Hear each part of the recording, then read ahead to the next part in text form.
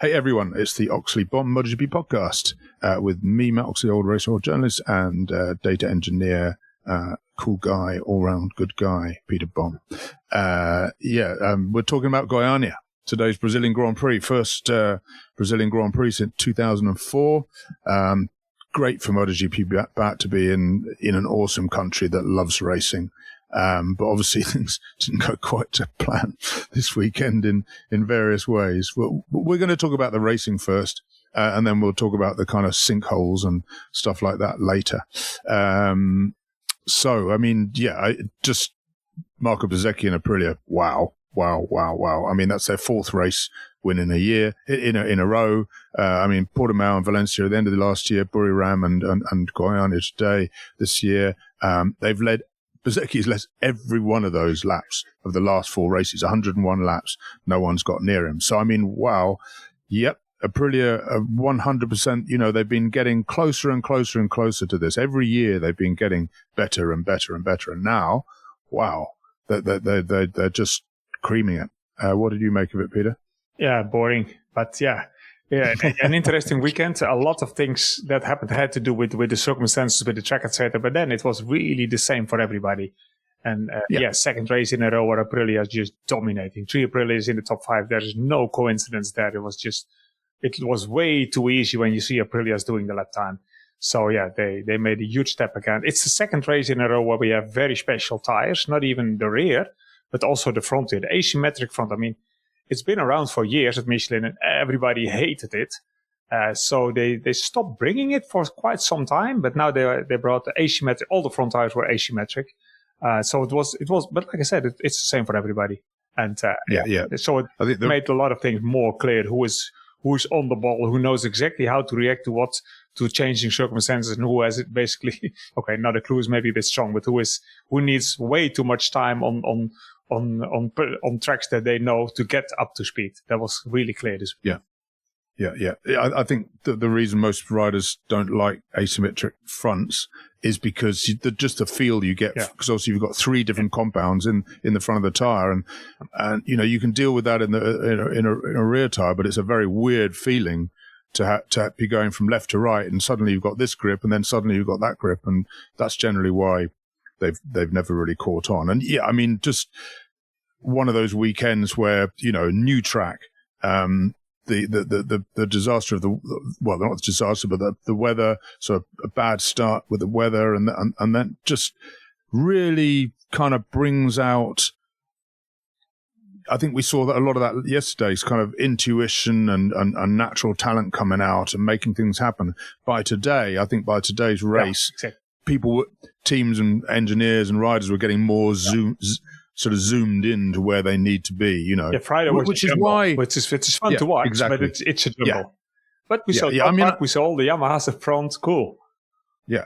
I mean, I like weekends like this. It's to watch. You don't want to be an engineer or a rider when all this shit's going on, but to watch it and to sort of see how different people react and is always fun, because you just never know what's going to happen. No. Most racetracks we go to, we kind of know what's going to happen. But here, you really don't know what's going to happen. We saw that in the sprint yesterday with Quartararo up near the front for, just amazing on the V4 Yamaha. Wasn't quite the same today. I think he had a rear tire issue. But yeah, Bezzecchi, it's just a joy to watch on that bike. I mean, the Aprilia's all, since the turning point was Aprilia was 2020, when they brought in Massimo Rivola from Ferrari to run the whole thing, and they brought in and Romano Albesiano, the technical chief, decided that finally they would get rid of their 75-degree V4 engine, which vibrated and was slow, wouldn't rev very high, and it vibrated, so it made shit power, and the vibration was so bad that it would pass to the chassis, so you'd get chatter from the engine. And when they went to the 90-degree V4 in 2020, as soon as they did that, they started picking up the pace. And with Rivola in charge of the whole organization and a decent bike, finally, I mean, when Aleix Espargaro rode that bike, the 90-degree V4 at Sepang in February 2020 for the first time. Yeah, for the very first time. He nearly retired at the end of 2019 because he was just banging his head against a brick wall, couldn't get anywhere. He did 3 laps on that bike at Sepang and came in and just burst out. I mean, we know Aleix is a bit of an emotional chap, but just burst out crying, just saying, wow, I've never ridden a bike like this. Finally, we've got a bike that actually works. And since then, they've just been building. And now, another 1-2, and great to see Jorge Martin back. I don't think there's ever been, a lot of people were writing him off last season. We certainly weren't here. You don't lose that talent overnight. He's never lost the drive.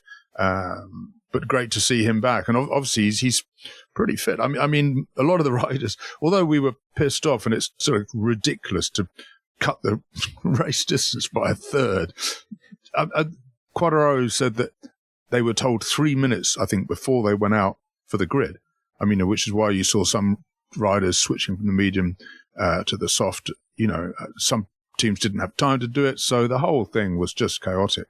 But leaving that beside, Marco Bezzecchi just absolutely fantastic, leading the championship, and with 100% a championship contender. Coming back from this, on Friday he did everything wrong you could possibly do wrong. Destroying, sabotaging his own weekend completely, and then Saturday, such a comeback. I mean, these are the things that gives you a lot of confidence. Me watching him and Aprilia, but him especially in the team. The way you come back in the weekend is so difficult. It's so difficult to come back in the weekend, and if you do it like this, you take a lot of confidence from that, because he found himself in qualifying 1, but on these really shitty circumstances, that's even definitely always that's like a big plus. You go in there with know-how, and then the same 2 guys that were 1 and 2 in Q1 also were 1 and 2 in Q2 and started up on the front row. So you can still change your. I mean, you and me both. Often we say, okay, Friday there's already too much pressure because Friday afternoon determines your weekend. Well, if you're super strong, if your team is really from another level, you can come back. If you're Marc Marquez level, or if you're Aprilia as a manufacturer level at the moment, you can still come back on Saturday. But it just shows how far ahead of the game they are, of everybody's game. Yeah. I mean, you think a couple of years ago, Aprilia, they'd have 1 good weekend, then 2 bad weekends, and then the next weekend they'd turn up and they'd start really well on a Friday, and you think, oh, they're going to have a good weekend, and then they actually end up going backwards. So they've improved in so many ways, and that would be Rivalry, but also Fabiano Sterlachini, his arrival, kind of tightening the whole show up. But I mean, so Bezzecchi finished Friday 20th. They went out Friday afternoon. Very tricky track conditions. They don't really know the track. They don't really, it's not fully dry. There was a 5 minutes window to do it on Friday. Yeah, no, exactly. Yeah, with the rain threatening and everything, and there was a fast group, and Bezzecchi was in that fast group, and then who crashed right in front of him? Was it Acosta? Was it Pedro Acosta? I don't know, somebody. Yeah. And he lost contact with the group. Then he lost contact with that group. Yeah. And in those kind of conditions, if you're not, you've got to really risk it. You really have. But if you're not getting the feel from the bike, you can't really risk it because you're just going to crash enough. And then you don't get. It's not like you don't understand the feedback. The feedback is all wrong. The bike is screaming at you. No, don't do it. And you have to put in the. It's one of the talents Sarko, for example, has. When he knows he has to put in heat in the tires in a couple of corners, he just does it. And then he looks banzai, but he knows these things very, very well. And but it's also knife edge, knowing it is one thing, but Bezzecchi was just a little bit unlucky by losing the contact with the group. Then you don't heat up your tire, then you get the wrong feedback, and then suddenly the 5 minutes perfect window from Friday afternoon is gone, and that was it.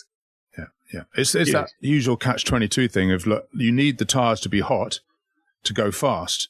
But how do you get them hot without crashing? Because you've obviously got to start working them to get them hot. And if you overwork them in tricky conditions, it's like you say, it's always a knife edge. But I mean, Bezzecchi, I mean, obviously the comebacks kind of helped by the fact that everybody is kind of flailing around, not really sure what they're doing. All the teams are trying to work out, trying to gather data and work out what the conditions are changing all the time. So I think that probably helped them a bit. But I mean, the Aprilia to me, it's always been a kind of blade of a motorcycle. It flows. It's like whereas that the Ducati is a bit more of a hammer. It's a bit more of a blunt instrument, isn't it? It's like stop, go, stop, go. Whereas the Aprilia has just got that lovely kind of flow, and the riders look like they can attack so much more than on the Ducati. On the Ducati, you see Marc, and he's just, even when he was in a good shape last year, he never really looked like he was wringing the thing's neck. You know what I mean? It was almost looked like he was doing what the bike needed him to do, whereas the Aprilia seems to allow you to do what you want to do. 100%. The Ducati, it's really fast, but not in a complete way. It has some downside. Like you said, you can't flow it. You can't very sweetly, quickly, and quietly bring it from full left to full right without disturbing anything. You can't do that. You have to force it or you're slow. And Aprilias, they love that. So it's a more complete motorbike at the moment, Aprilia. So yeah, clearly, it's a more complete motorbike. And it's easy to, if Ayagura, 3 Aprilias in the top 5, it's only Raul Fernandez, who is anyway an enigma, and nobody will ever understand him, and he's fast when you don't expect it, and he's completely off the pace here all weekend without nobody's doubting Aprilia when they look at Raul Fernandez. It's just, Ayagura can overtake at will. So 3 different characters as riding and as physically as well, and they're all fast with Aprilia. Means it's got a broad window where it works in, because Ayagura is small. And this, for the aero, everything is different, but he can just, it's relatively easy for actually at the moment. And he's doing everything correct, because he's given a better bike and he goes faster. That's what you're supposed to do at least. Yeah. I mean, Fernandez, who knows what happened to him, but I think, if there'd been a normal weekend weather-wise, he probably would have been up there. But it's so easy, like you were saying, that if you start off bad, once you get into that hole, it's very difficult to get yourself out of it, and Fernandez obviously just had a nightmare of a weekend. They just, Di Giannantonio and Marc had a fantastic battle for third. He was nearly 4 seconds down at the flag, Di Giannantonio getting third behind Bez. So that's 23 laps, 4 seconds. That's a big gap. That's a big advantage, to get in that short of a time. I mean, the way Marco went away from them was just astonishing. Like yesterday, what happened today was, I have to mind my words here. It's bigger than it would have been, but thanks to Giannantonio's ambitious action on Marc, they went both wide, and then Jorge Martin became immediately second. But that also gave Bezzecchi like almost a second in that lap because of that action. True. And it gave Martin the P2 for free. He didn't have to fight for it. And that was it. Then the race was more or less, that was it. That was done. Yeah. I'm just really surprised, Matt. For me, if anything, is the shocker of the shocker. That's definitely not the right word. The outstanding thing is that doesn't seem to be an excuse for Marc, but he just got beaten on the same bike by a normal Italian good rider, but not somebody we ever called an alien. And he just got beaten fair and square. He makes mistake, the guy makes mistake. He makes mistake. He had nothing. He couldn't do anything. Yesterday after the sprint, I was thinking, okay, Marc realized I lost a lot of points in the first race. This is going to probably be a championship completely different than last year. So the guy who makes less mistakes and takes points every time they're there is going to probably be the champion this year. That was his thinking. That's why yesterday, okay, that's it. But today, no. He just had no answer. He had no answer. This is it's a really surprising thing for me to see. Marc didn't look as vulnerable as last weekend. He still sits a bit awkward. The right elbow is really high and so on. But he got beaten fair and square. Wow, that's a long time ago. I had to say that. Same bike, everything same. And it's not a team that is known for having always something really special, a little bit extra. On the contrary, the VR team was on my list of suspicious teams. A little bit too often stuff there is not really on the level where it should be. But cool, they are there, and he did it. Yeah. What a boost of confidence must this be for Fabio Di Giannantonio. beating Marc here, really in back-to-back, hanging on his fairing and so on. Cool. Yeah, Di Giannantonio, obviously, because he made a mistake, which obviously yesterday it turned 11-12, which lost the win to Marc in the sprint. 100%, and his tenacity and kind of not giving up to Marc today and coming back at him was pretty impressive. I mean, he actually overtook Marc when Marc went wide on the shitty where the track was breaking up. But he was on it. He was on the track. The track was the same for everyone. I'm not saying it was making an excuse for Marc, but and he said the race was beautiful. I mean, if you're battling with Marc Marquez and you've got his measure, that must feel pretty good. Yeah. Must feel pretty good. I mean, there's no doubt that Marc still isn't there. His right shoulder. He said yesterday before the sprint, he said, "I'm defending." Yeah. And it's all right-handers here, super right-handers. A long time breaking into right-hander. This is all right shoulder, right shoulder, right shoulder. Yeah, definitely. And long right-handers as well. Exactly the corner that A, he doesn't feel comfortable on, and B is bad for that shoulder.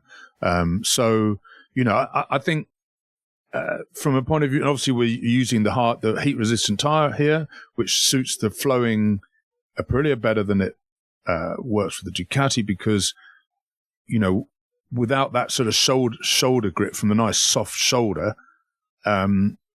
you can find your speed with edge grip, which the Aprilia does, but the Ducati makes its speed going in and going out. It doesn't make its speed going through the corners. So with this tire, it's kind of screwed. I mean, I don't think that made so much difference this weekend because everything was such a mess that people weren't quite able to exploit their advantages as they would normally. But also, Aprilia were much better in the long race because they ran the medium tire rear as opposed to the soft rear that they ran in the sprint. And the soft, as we always talk about on here, you got a lot of grip from the rear, and it's going to push the front, take away a little bit of the grip from the rear with a harder tire, and it just makes the bike more balanced. So I think that's why Aprilia made that. One of the reasons why they made a huge jump from the sprint to the main race.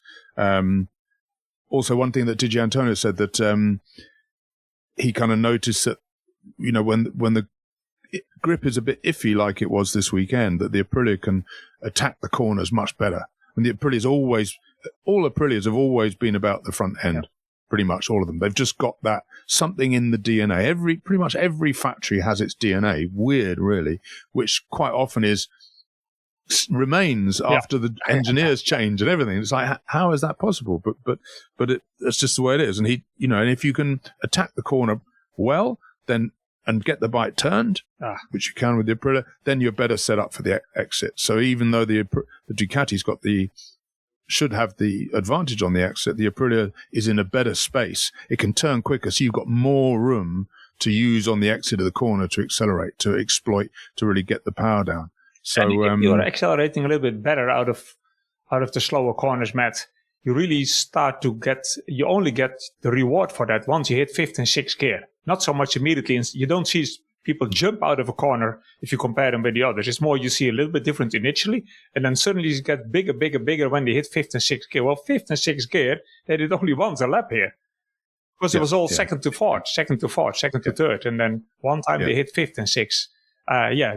Difficult track for everybody, but for everybody. It was painful to see Fabio Quartararo fighting so strong yesterday. He was super aggressive. He went from fourth to second in a couple of corners in the sprint. Yeah. But how he got passed over the finish straight by the Ducatis and the Aprilias, that was like silly. That was yeah. I mean, obviously, so Aprilia leading the constructors' title, leading the riders' title.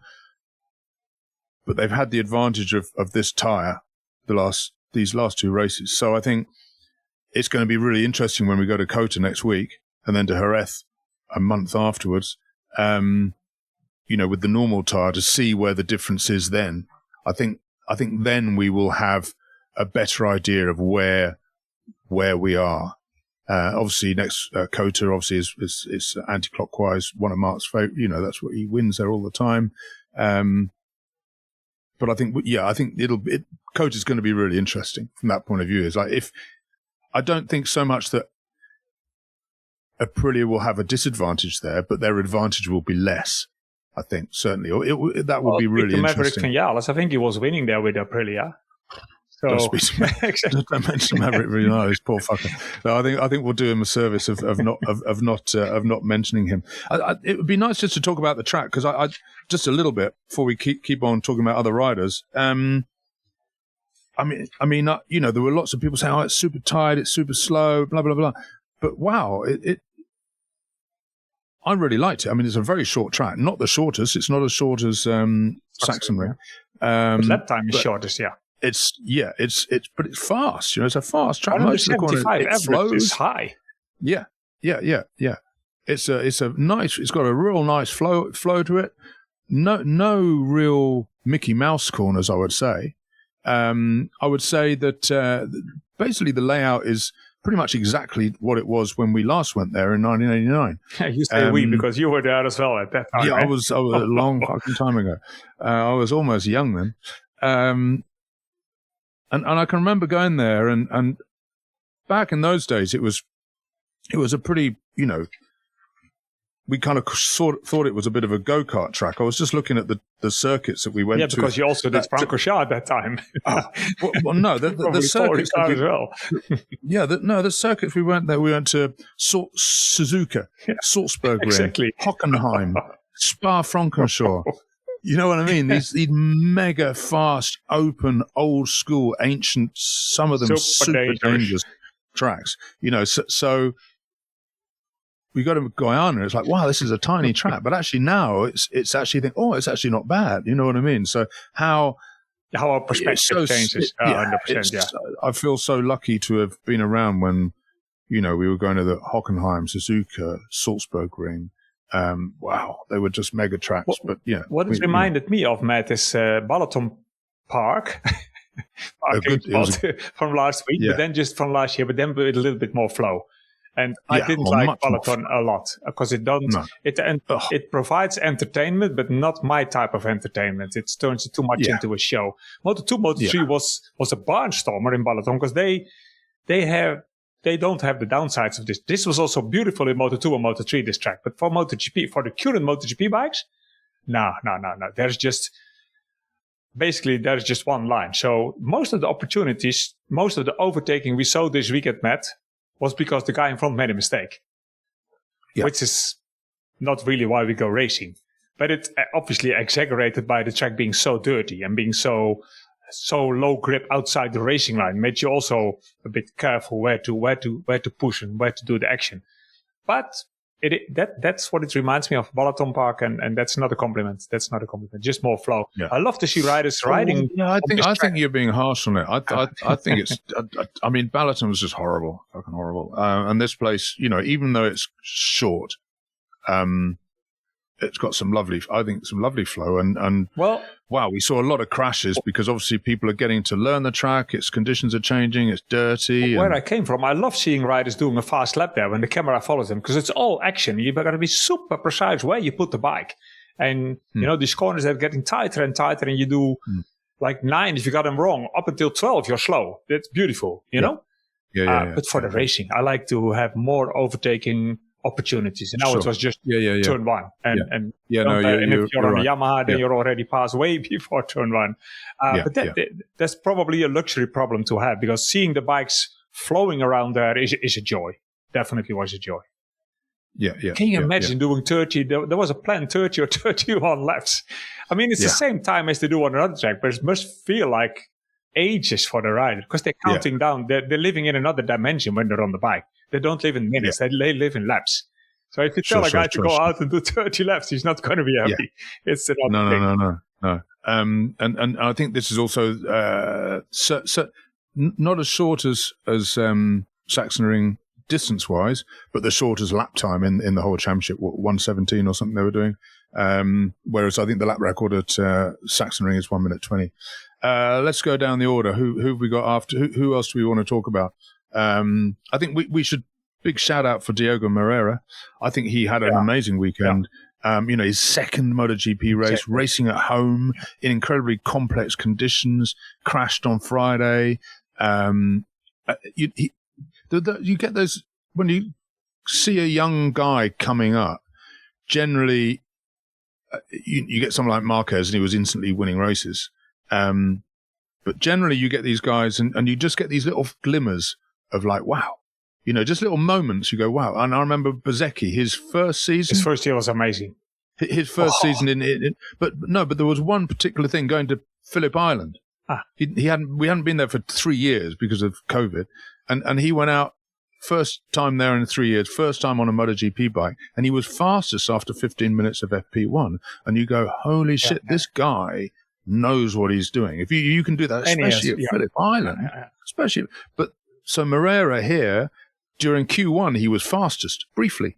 Q1 only briefly, but nonetheless, that's pretty impressive. And the same this morning in the warm-up, he was briefly fastest. You just get these little glimpses of like little flashes of brilliance, and you think, okay. He was on telly more now, and I watched some of the footage again.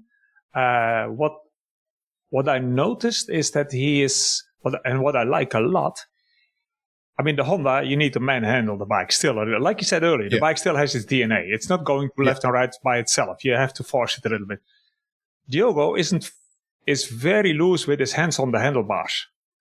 Very loose. His fingers are sticking out everywhere, like he's not really pushing. He's making the bike, the way he holds it mid-corner, this comes from confidence. If you're really sure how you sit on the bike and how your knee is on the fuel tank and where it's going, you have to be loose on the handlebars, which is easier to say than not to. He's very loose on the handlebars mid-corner, which stabilizes everything and gives everything its natural balance in the bike. Because if you're not loose, you're constantly trying to make the bike do something, which is, if you're lucky, you want to do, and then it helps it. But if you're unlucky, it doesn't want to do it. And you come back saying it doesn't want to turn in. But maybe you push too hard on the wrong moment on the handlebars. And he's completely stress-free on the handlebars, which is a good sign. You remember Lorenzo, his outside hand was completely off the handlebar. And Martin can have it as well. These guys are all, there's the thing. Maybe it's because he got short arms. Because everybody I call now has short arms. He reminds me a little bit of Jairo Bautista, the way he sits on the bike. Maybe also a little bit the colors, the way he comes up and he starts to brake for turn one and say, that's Bautista again. He's alive. He's back. But all just good. This was super special. And he just seemed sort of super cool the whole time as well. In his head, he just didn't seem to be flustered at all, which is impressive for his age, for how much of a rookie he is, and also being at home in Brazil with everybody going mad for him, much better Sunday for Alex Marquez, sixth, just behind Ayagura.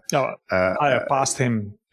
He's not great in overtaking. We noticed that it took him too long yesterday in the sprint to overtake Fabio Quartararo, and it took him a long time. So Ice is fast with Aprilia, not the greatest overtake, but still, he made it into P5. And well, who knows if the race was really 31 laps? I mean, basically, we had two sprints this weekend, didn't we? Really, you know what I mean? And this is Grand Prix racing. It is meant to go on for 45 minutes. Not 30 minutes. It's I mean, it's more than shit. But like I say, we'll go into that later. I mean, and Pedro Acosta, I think he was one of the guys that switched to the soft, but he kind of started going backwards really quite quickly. And I mean, he had pretty much a grim weekend. Was he 9th in the sprint, wasn't he? And 7th in the main race. I mean, KTM have got a lot of work to do. And the other three riders were all at the back with the Yamahas. Exactly. Really. Look at exactly. KTM's and Yamaha are in deep trouble. They both have one alien, which sort of saves the grace a little bit. Yeah. But if they finish there where they are now, I think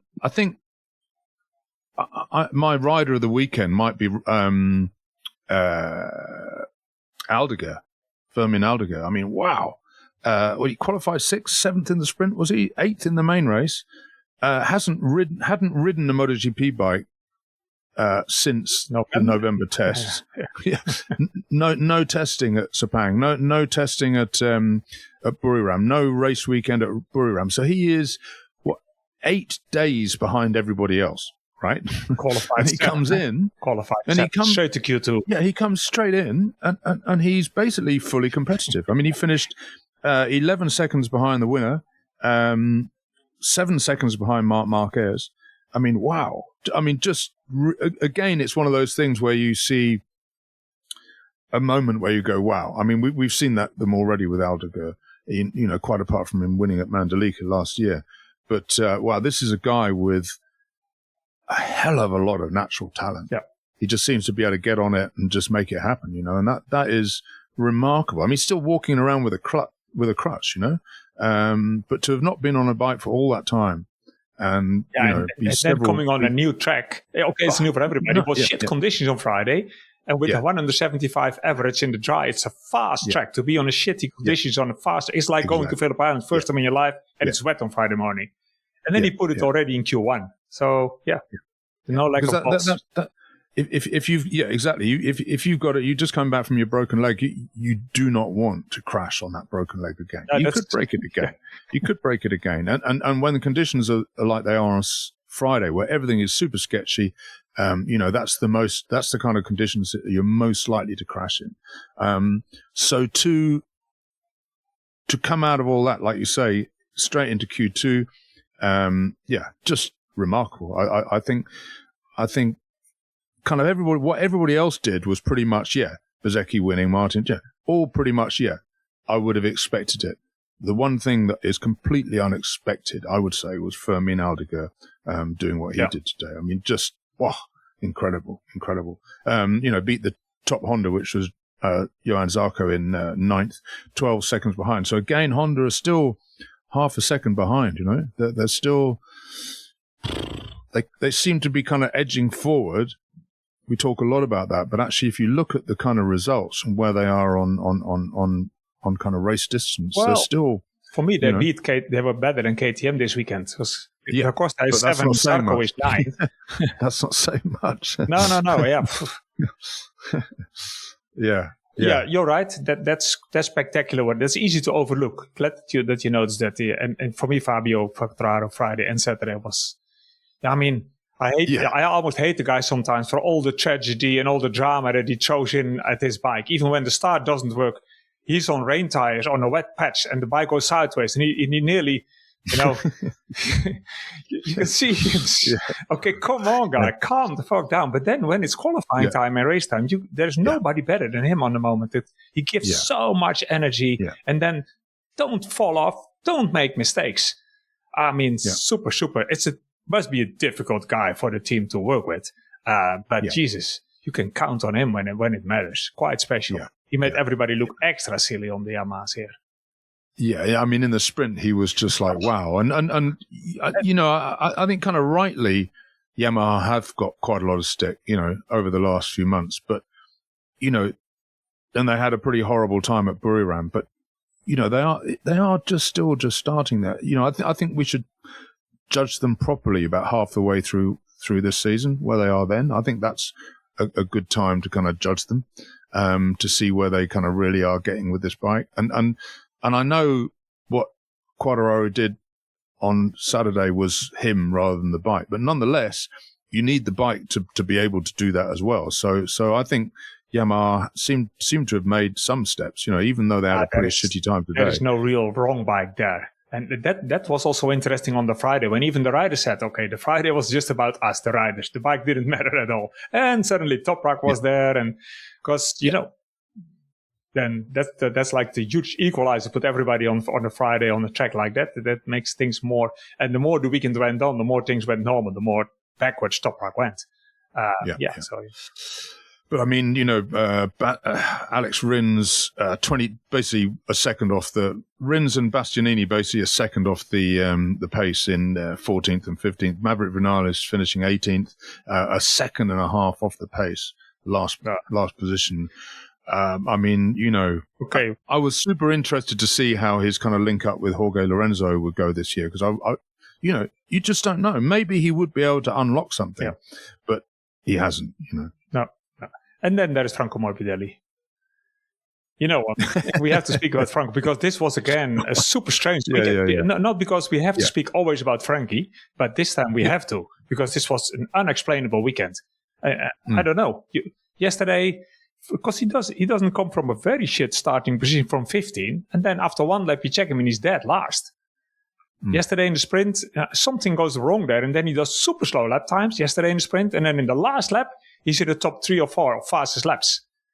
Yeah. What the fuck's going through your head if you're, I'm hard on Frankie because it's just pointless what he's doing. All he did not was being in other people's way or making other people crash this weekend, but he's so fucking lost. It's so, and it's, it sounds hard, I'm hard, but it's also very interesting how, I was hoping coming back, this is his home country, he feels at home there, he's a hero there as well. But something in his head went wrong and he can't get his shit together. It's really weird to see. He's a mystery. Weird. He's a mystery. He's kind of he's always been weird in his explanations. It's like, hey man, I don't really know what's going on. And what about Joan Mir? Wow. Pecco Bagnaia? Wow. Brad Binder? Wow. Whoa. There's just some real shit going on.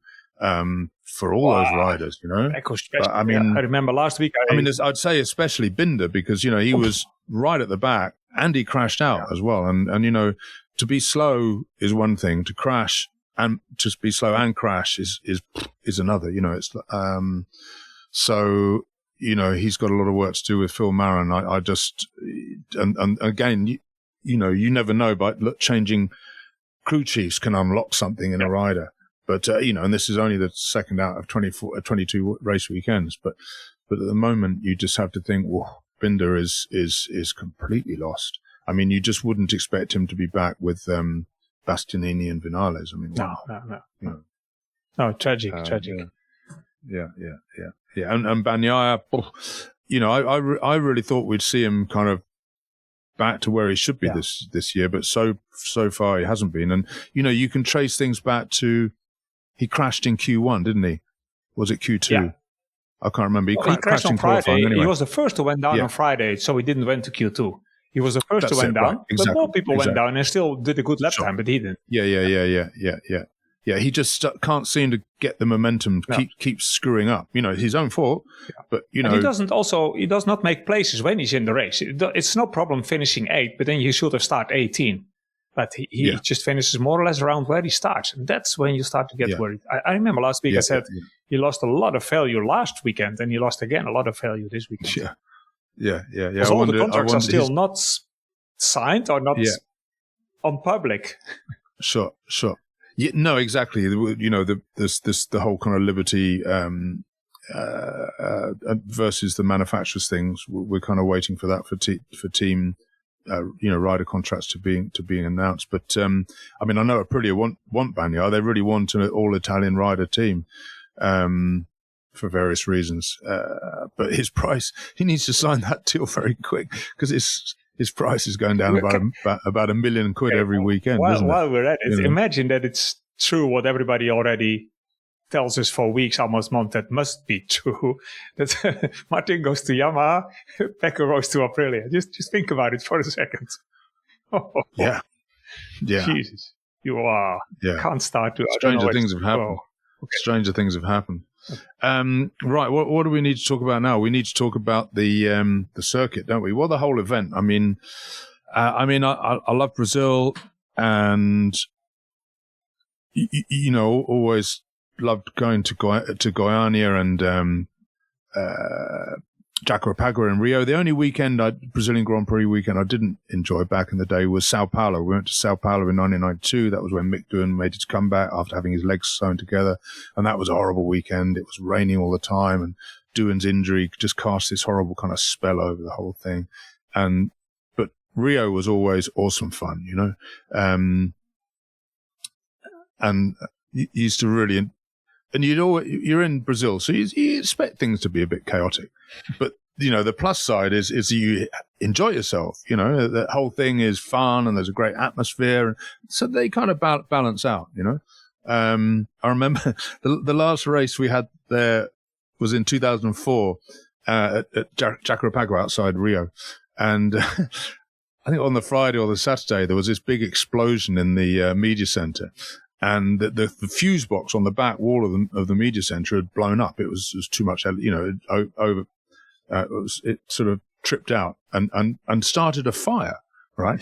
and the media center was going up in smoke, and we all had to run out holding our laptops and everything, and stand out. And the fire engine arrived. Obviously, I have a fire engine at the track, so it didn't take them very long. And, they sorted it all out. There was no great damage. So we all go back into the media center and start working for the rest of the weekend.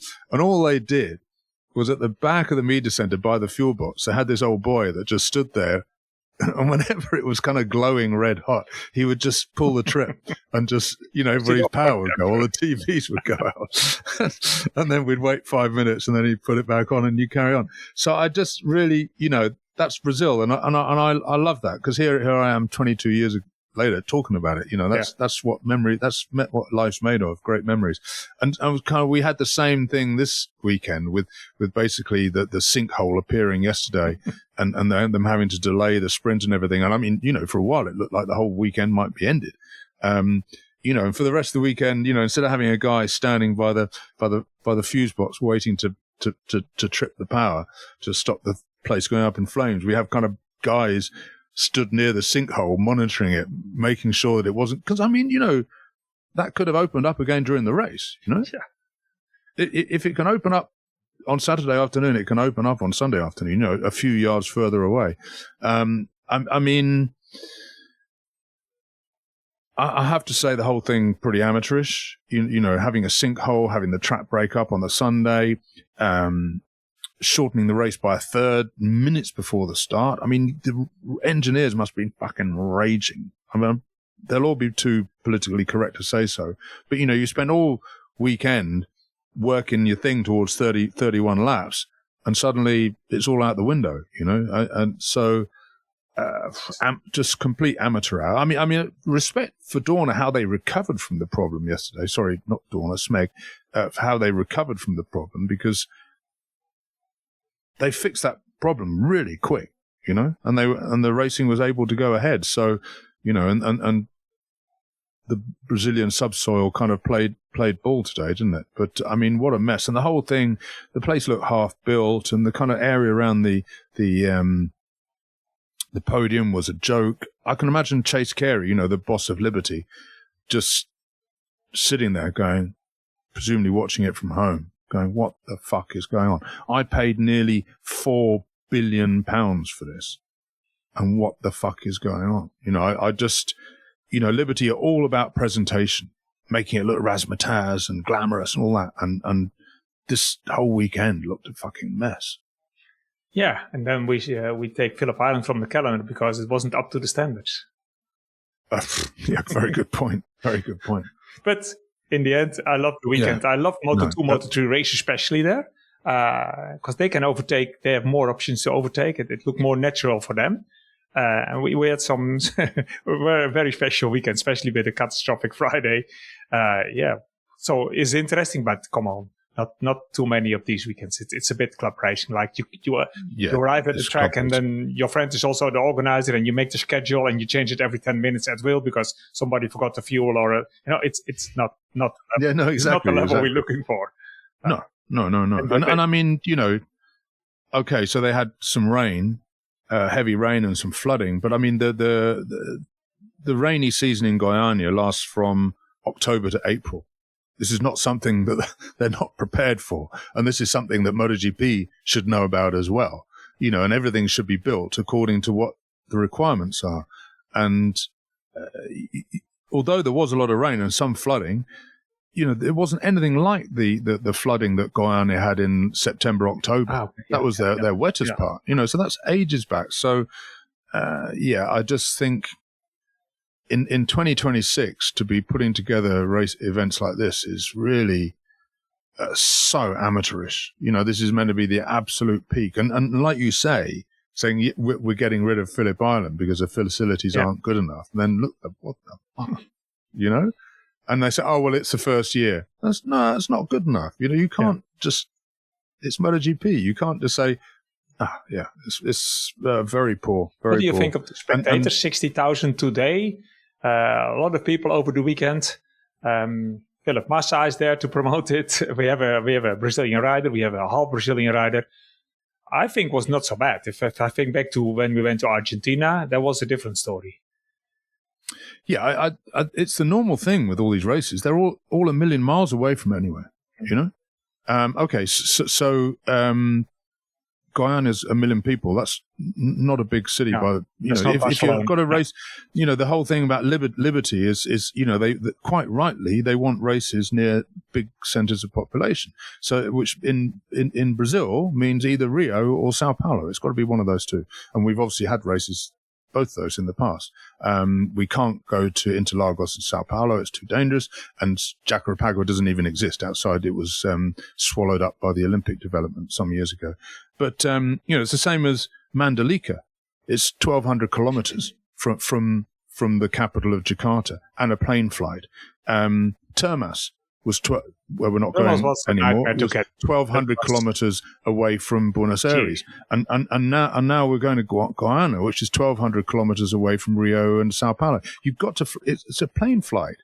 You can't just jump in a car and drive to, it's a 2-hour flight. But then 60,000 people on Sunday is not so bad, eh? Not so bad. But I mean, what I would hope is that if MotoGP gets some traction in Brazil, then, in a few years, they'll do what they've done with Termas and Buenos Aires. They'll say, okay, we've got some traction. Now, obviously, Buenos Aires, we're looking at Termas and thinking, oh, that's pretty good. We want to bring that to the city. And so next year, we're going back to the same circuit we last went to in Buenos Aires in 1998 or 1999, I think, which will be great. It's right outside the city. And in a few years, hopefully, you'll get it somewhere in Rio saying, yeah, we're going to build a circuit for you. That's what they need to do. I mean, you need to be by a main center of population to run, to really make a race work. That's just, you can't get more basic than that, really, can you? Really, yeah. So off we go to, I think a lot of the paddock were out of Goiania tonight. Dorna's MotoGP Sports Entertainment, whatever you want to call them.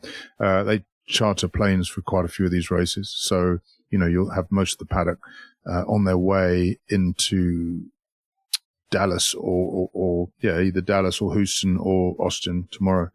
I mean, what do you expect from next weekend, Peter? Next weekend, yeah. Yeah, I mean, it's nice that we've had 2 weekends off, and it's nice that we're actually going boom, boom. Yeah. I'm really 2 weekends off. I can't wait for Austin. I remember after the first race, Mark, and many people said we don't know really where we are. It will only be after Jerez that we know where we are. Yes, but you cannot always say, we're not really sure we need there. Like you said earlier, Yamaha, maybe you have to wait until the middle of the season. No, I don't need to wait for Yamaha to the middle of the season. I already know now that the pace of development is way too slow. I hope they catch up and that in the middle of the weekend we see some progress. But that's Yamaha. But for the others, of course, at Jerez we know for sure. But we have already now 2 races, very, very different races. The only thing they have in common is weird tires. But to look at the reactions from the teams, the manufacturers, and how the riders are, I think we're getting to see more or less where things are going. And after Austin, we are 70% sure who's where. Yeah. That's going to be the next. Austin is a weird track. I mean, Alex Rins won that on the Honda. And Maverick Vinales on the Aprilia. It's a weird place. So look forward to it. And one thing I forgot to mention is how this must have been Valentino Rossi's happiest day in MotoGP for a long, long time. You think his VR46 rider Bezzecchi wins the race, and his VR46 team beats Marc Marquez on to the last place on the podium. He must have been jumping up and down at home in Tavullia like he hasn't done in quite a long time. So that's been nice that Rossi's had a good weekend. Yeah, good on him. I mean, and somebody actually contacted me on social media saying, with what's going on, if we throw the net a little bit wider into what's going on in the world and in the Middle East and how it's going to impact the global economy. I mean, if this situation keeps escalating, which it might well do, this season might not go the whole way, for various reasons. Not out of safety so much, but more out of financial reasons. If the global economy starts taking a big hit, costs going up and income coming down, will Liberty or whoever be able to afford the end of the season. You know, if you've got sponsors pulling out, they're like, you know, everybody's getting in a sort of lack of confidence in the business and so on. So you're withdrawing sponsorship, and then the costs going up because of fuel and everything, and logistics.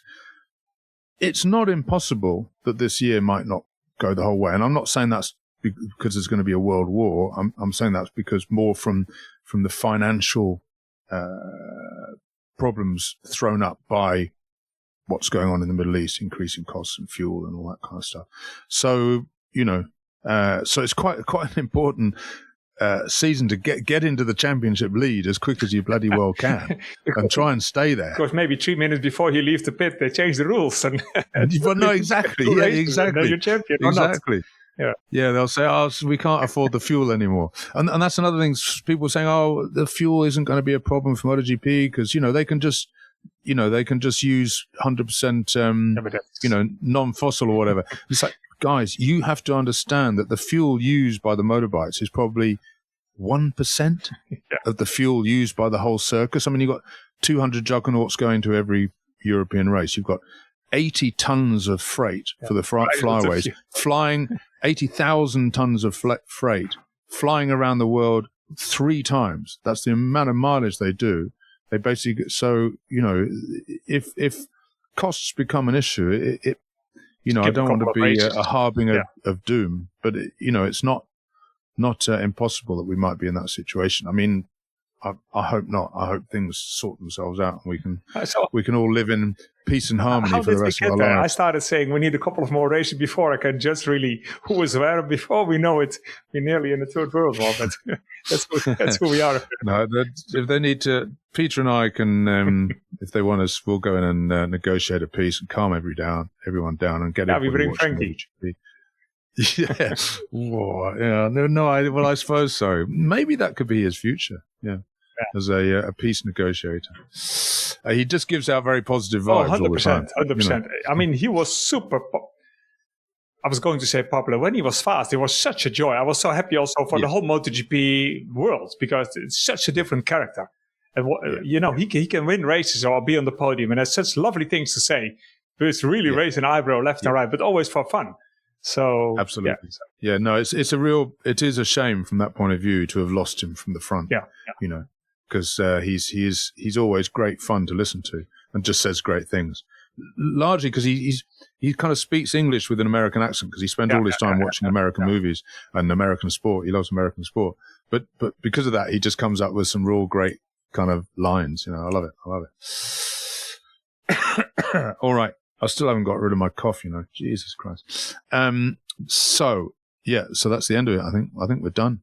And we will be back with you next weekend from COTA, and we'll be doing Friday, Saturday updates as usual for our Patreon supporters. If you want to support us, go to oxlybomb.com. I have to say something for our supporters because I tried to do an update on Saturday. I think it was Saturday. And yesterday was a disaster. I shouldn't have tried it. Something it was very quiet, wasn't it? Technically something went wrong with the microphone, but I wasn't really switched on as well. I had a little operation on Friday, and I didn't organize my life properly around it. When I don't have pain, I always think pain is nothing, and then it's not so much the pain, but I was really like not fully sharp mentally. I watched the races with a different view this weekend. That's for sure. So next weekend will be better. All right. Fantastic. Thanks, Peter. Thanks, everyone, for listening. Thanks, Sam, our producer. And we will be back with you next weekend. Bye-bye.